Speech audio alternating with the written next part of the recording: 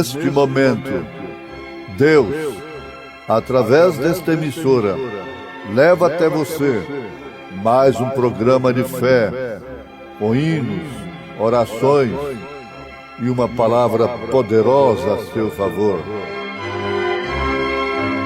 Fé para vencer o mundo. Somente crer, somente crer, tudo é possível. Somente crer, somente crer, somente crer, tudo é possível. Somente crer.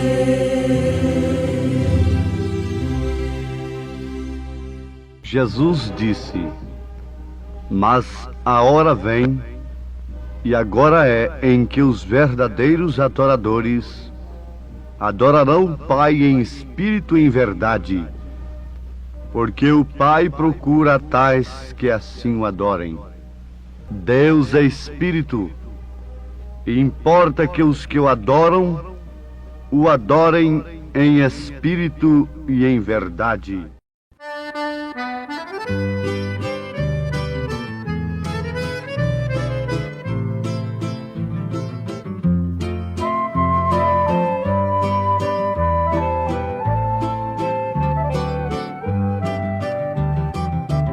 Eu creio num ser que faz estremecer o mundo e o céu.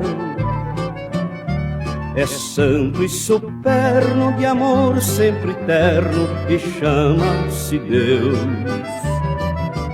Eu creio num ser que teve o poder de anjos criar, em uma expansão que a sua mansão os fez habitar. Eu creio num ser, senhor do poder, do tempo e progresso. O espaço formou e nele fundou o grande universo. Eu creio num ser que faz florescer os campos e os prados, acalma as procelas, dá luz às estrelas e paz aos cansados. Eu creio num ser que faz renascer as ervas do solo. O sol faz luzir e a chuva cair para sábios e tolos. Eu creio num ser fiel no dizer, no agir e no pensar. É justo e bondoso, é rei amoroso, ó glória sem par. Eu creio num ser que faz perecer o império do mal, destrói o pecado, humilha o exaltado, condena o carnal. Eu creio num ser que deu a morrer seu filho Jesus, o qual padeceu, seu sangue verteu por nós lá na cruz. Eu creio num ser que ensina a vencer a vil tentação, com força capaz detém Satanás na eterna prisão. Eu creio num ser que faz estremecer o mundo e o céu. É vivo e eterno, de amor sempre eterno, e chama-se Deus.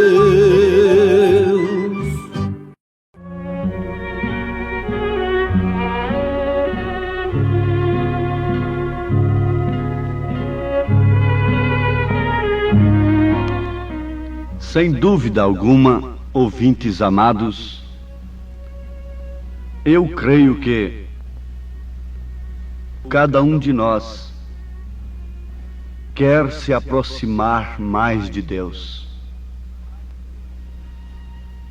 Ai daquele homem, ai daquela mulher que não sente a necessidade de se aproximar mais de Deus cada dia.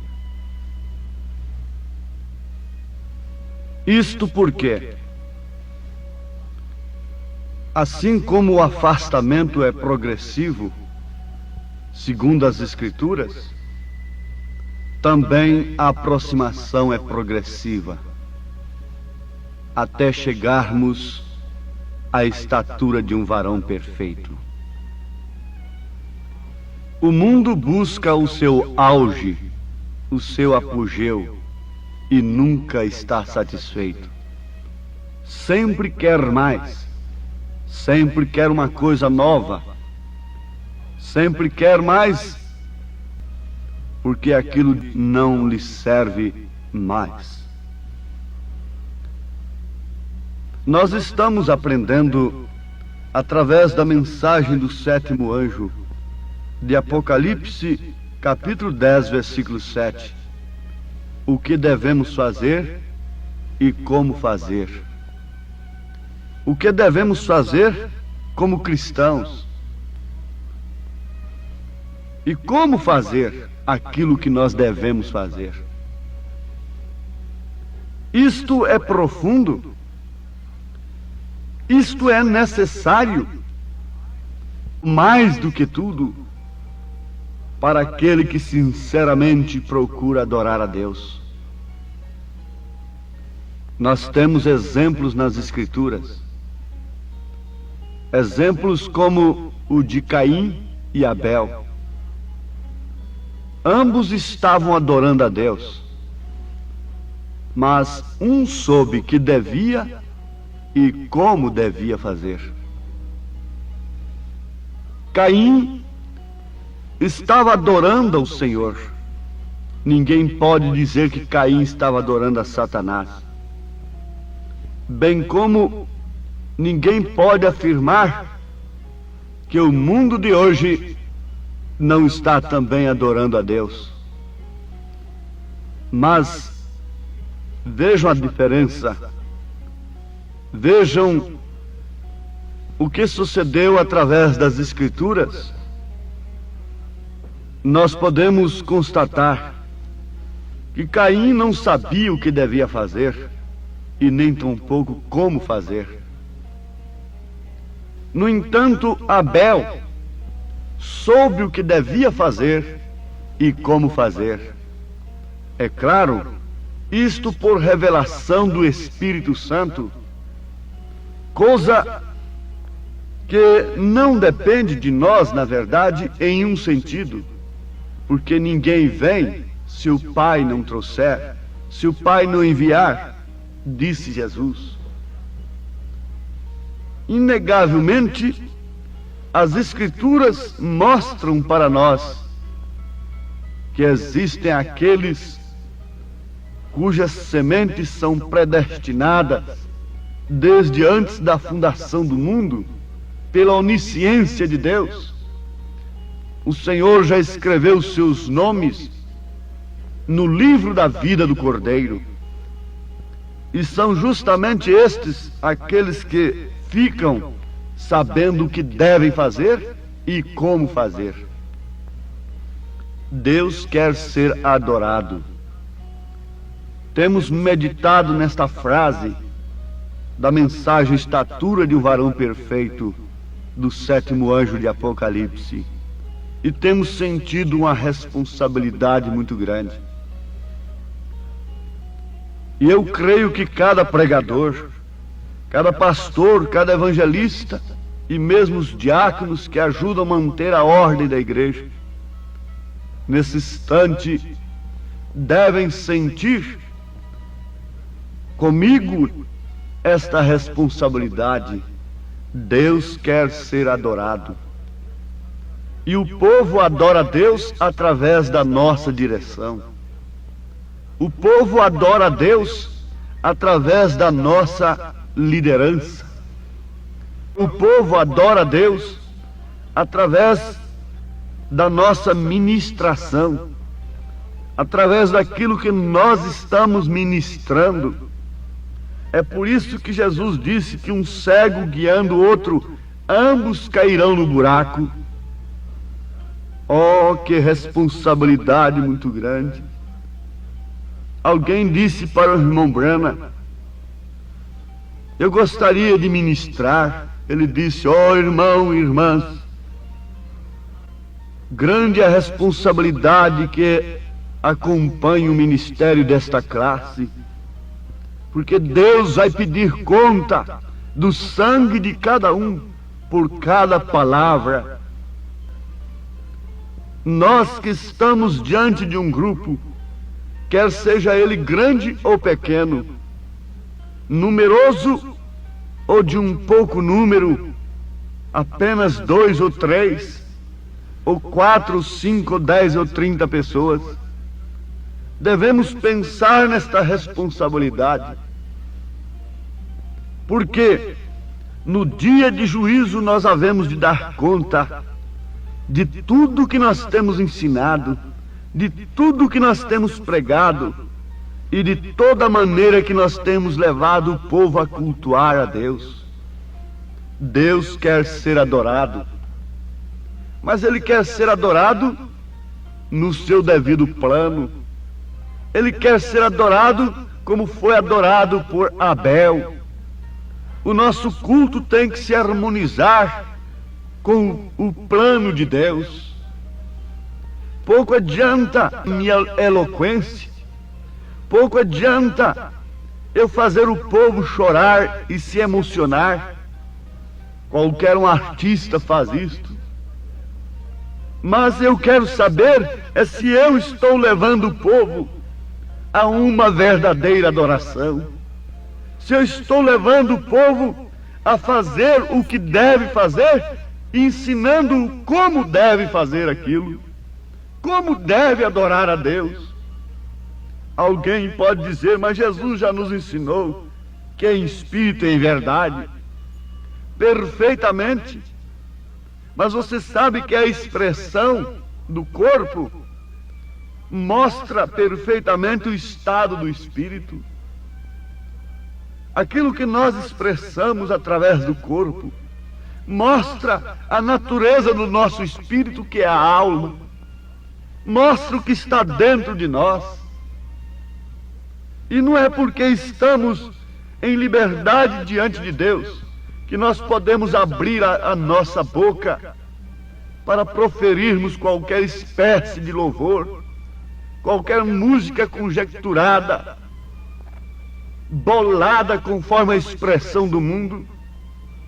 Não, nós temos aprendido assim: Deus quer ser adorado, e ninguém podia discutir naquele dia. E eu quero saber se eu visse aqueles 2 cultos, o de Abel e de Caim, enquanto ambos estavam cultuando, oferecendo o altar a Deus, eu quero saber se eu tinha discernimento para saber qual deles estava harmonizando com o plano de Deus. Porque ali estava Caim com um culto lindo e maravilhoso, um culto cheio de flores, um culto cheio de legumes, um culto cheio de frutas. Mas o pecado não tinha sido frutas, o pecado tinha sido sangue, foi corpo. E somente o sangue podia harmonizar naquele instante. Ah, meus irmãos, povo de Deus, nesse instante a responsabilidade aumenta sobre os nossos ombros. Deus quer ser adorado. Não é qualquer coisa que serve, não. Houve um rei que fez escudos de bronze para Deus. Ah, Reboão trocou as coisas de ouro. Agora o bronze naturalmente bem trabalhado. Que coisa linda! vai substituir perfeitamente. Não. O bronze não pode substituir o ouro. O ouro tem um significado, enquanto o bronze tem outro significado. O ouro quer dizer pureza. O ouro quer dizer eternidade. Mas o bronze quer dizer julgamento. E é justamente o que estava caindo sobre aquele povo. E é justamente o que estava caindo sobre aquele rei. Porque estava oferecendo uma coisa que eles pensavam que estava certo, mas estava completamente errado. E aquilo estava apontando para um julgamento. O culto de Caim estava mostrando um julgamento sobre ele. O julgamento temporário cairia sobre ele, e ele assassinaria seu irmão, ao invés de se converter. Agora você leia a história da igreja e aguarde o que vai acontecer dentro em breve, e você verá o mesmo ódio, o mesmo julgamento sobre aqueles que não sabem como devem adorar. É a ira, é a cólera e não outra coisa. A palavra Deus significa objeto de adoração. E Deus está procurando preparar através da sua palavra. Veja de que maneira Deus preparou um povo. Quando Ele queria preparar o seu povo para um novo evento, veja o que Ele fazia. Ele mandava um Noé construir uma arca. Ele mandava Moisés levar o povo a expor o sinal. Veja o que Deus fez. Veja o que Deus fez, que você ficará sabendo o que Deus está fazendo. Veja o que Deus fez, e nós ficaremos sabendo o que Deus está fazendo hoje. O profeta Amós disse que ele não faz coisa alguma sem antes de tudo anunciar aos seus servos, os profetas. Se você crê no arrebatamento, então você crê que é uma coisa que Deus vai fazer. E ele poderia chocar com a sua palavra.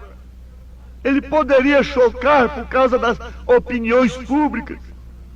Chocar com a sua palavra, com o seu plano, e deixar de avisar os seus servos profetas? Jamais. Alguém diz: bom, mas a segunda vinda de Jesus já está avisada na Bíblia. A primeira também estava no Velho Testamento. E veja quem foi que rejeitou a Jesus quando ele veio. Veja quem foi que rejeitou a João Batista, o precursor, quando ele veio. Foi justamente aqueles que tinham as Escrituras, que anunciavam a vinda do Messias nas suas mãos. Foram eles quem rejeitaram. Foram eles quem levaram-no à cruz. Nós também não estamos incorrendo no mesmo perigo. Ou tudo vai bem para nós? Eu desafio a todos os pastores, eu desafio o mundo chamado cristão. Porventura podemos dizer que tudo vai bem? Porventura a igreja de hoje está sendo uma sunamita? Se ela disser que vai tudo bem, ela tem que estar caminhando para o lado do profeta. Porque quando a sunamita disse que tudo ia bem, ela estava caminhando para onde estava o espírito de Elias. E como a igreja pode dizer que tudo vai bem, estando se distanciando cada dia mais do espírito de Elias? O espírito de Elias é repreensão. O espírito de Elias não é pano quente. O espírito de Elias é repreensão à mulher. Veja, Elias e Jezabel, João Batista e Herodias, Branham e a igreja do século. Esse espírito de Elias. Analise as Escrituras à luz da palavra e veja se isso não está acontecendo. Ó povo de Deus, vamos dizer que tudo vai bem. com as nossas filhas seminuas sendo cobiçadas 100, 200, 300 vezes por dia. Vamos dizer que vai bem com os nossos filhos contrariando a palavra de Deus. O que foi que Jeú disse para Jorão? Jorão veio perguntar para ele se havia paz. Ele disse: paz? Como pode haver paz com as feitiçarias e a prostituição de sua mãe? Não. Vamos abaixar a nossa cabeça. Vamos inclinar, vamos dobrar as nossas cervizes diante da verdade. Como posso eu, como pregador da verdade, dizer que tudo vai bem? Tudo vai bem, tudo vai bem. Jamais poderia ir bem. Você jamais poderá, moça, pensar num futuro sólido, num lar de confiança edificado na rocha, se você não estiver na palavra de Deus. Leia São Mateus capítulo 7. Vai lendo, passa o versículo 23. Veja qual foi o homem que edificou a sua casa na rocha. Foi aquele que ouviu estas palavras e a praticou. Como podemos nós pensar em coisas boas para amanhã, quando estamos numa falsa adoração? Se estivermos numa falsa adoração, fique sabendo, haverá um progresso. Mas leia Gênesis e verá qual o resultado daquele progresso. Caim progrediu depois. Caim foi pai daqueles que se evoluíram, que se civilizaram. Mas veja depois o que veio, que foi que aquela civilização atraiu sobre o mundo. Foi o dilúvio, e é o mesmo que esta de hoje vai atrair sobre o mundo. Fogo, segundo Pedro capítulo 3. Se você quer tampar minha boca por causa desta verdade, homem, fique sabendo que antes disso taparam a de Pedro, mas no entanto ela está ecoando aí, ela está debaixo do seu braço e você não sabe. Leia 2 Pedro capítulo 3, é fogo para este mundo. E onde estará você? Onde estaremos nós? É tempo de voltarmos para Deus, ou nunca mais. Se não clamarmos hoje por misericórdia, com desespero pela luz da palavra, amanhã nós vamos clamar para os montes caírem sobre nós. Amanhã nós vamos pedir para os nossos edifícios belos caírem sobre nós. Amanhã nós vamos saltar dos nossos aviões. Amanhã nós vamos soltar bombas sobre nós. É isto que vai acontecer. Volte para Deus. Porque nada adianta sem Deus, nada adianta sem a palavra, sem a revelação. Oh, meu eterno Deus, completa esta mensagem no meu coração. Eu quero ser um verdadeiro adorador, e creio que todos os meus ouvintes querem ser também verdadeiros adoradores. Em nome do teu Filho Jesus Cristo, unge esta palavra, e que ela possa ficar ecoando em cada coração, produzindo o seu verdadeiro efeito. Em nome do teu Filho amado Jesus Cristo, nós te rogamos estas bênçãos. Amém, Senhor. Amém.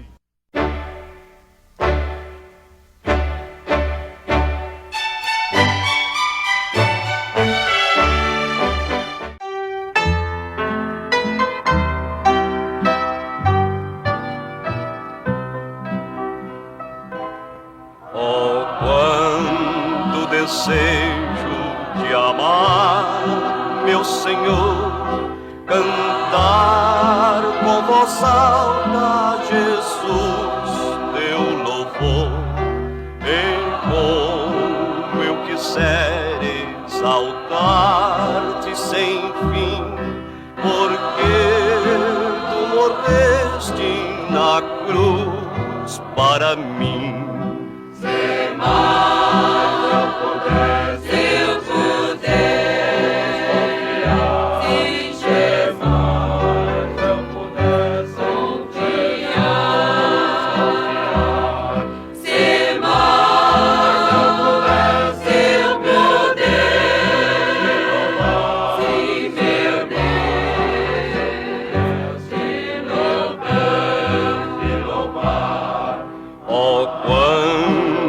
desejo melhor de cantar com a alma humilhada, Jesus, te adorar. Renego os prazeres da vida de aqui, pois gozo perfeito eu terei só em ti. Se mais eu pudesse, sem Jesus,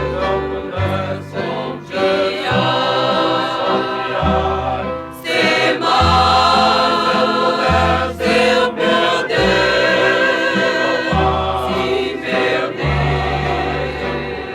se meu Deus te louvar. Oh, quanto eu desejo melhor te louvar, com justo entusiasmo, Jesus, te exaltar. Oh, toma, te peço, meu vil coração, que humilde te entrega na grata oração. Se mais eu pudesse em Jesus confiar, se mais eu pudesse, meu Deus, te louvar.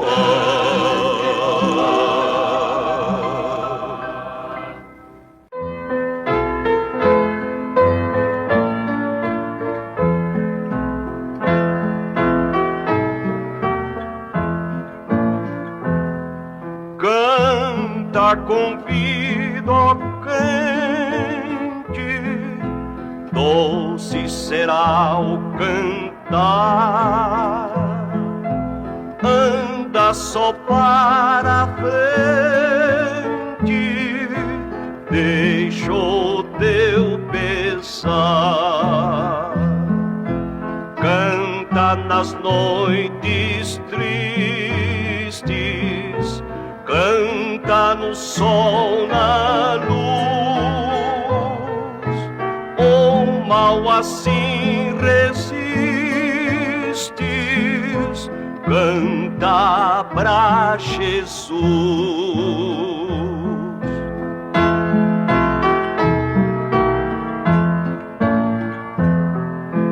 Canta com vida, ó crente, alegra o coração.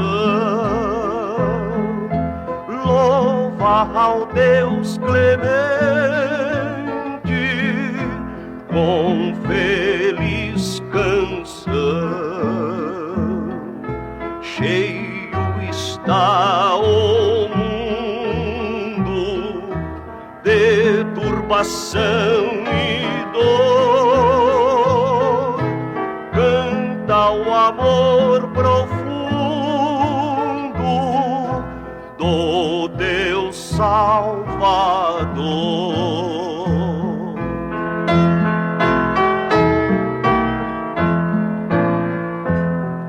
Canta com vida, ó crente, Deus teu socorro é. Guarda-te a mão potente, se tiveres fé. Cristo sim te levanta quando medroso estás. Se confiando cantas, se